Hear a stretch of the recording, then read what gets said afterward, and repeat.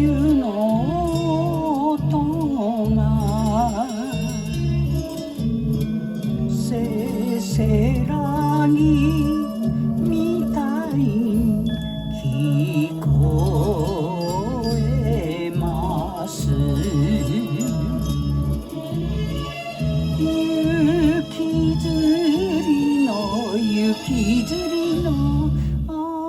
夢人よ、落ちて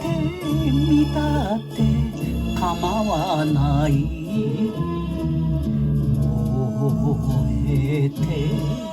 チレチレ恋吹雪。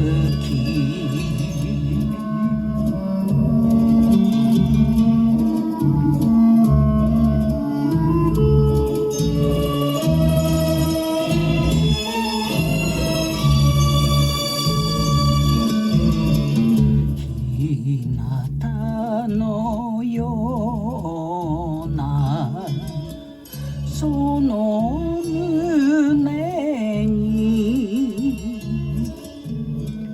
一生住むのは無理なのね。つかの間のつかの間の夢人よ、声を殺して指を噛む女心の恋吹雪。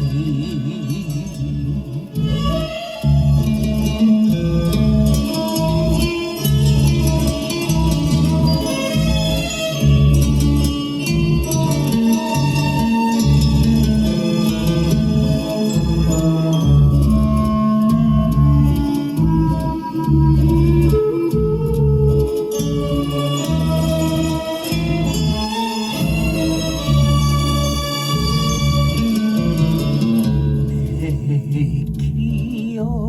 立てる横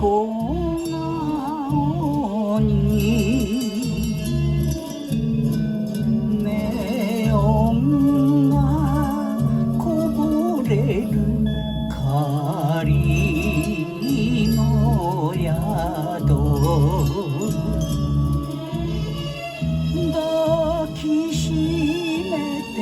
抱きしめて夢人よ、朝になるまで酔わせてよ、おとぎ話の恋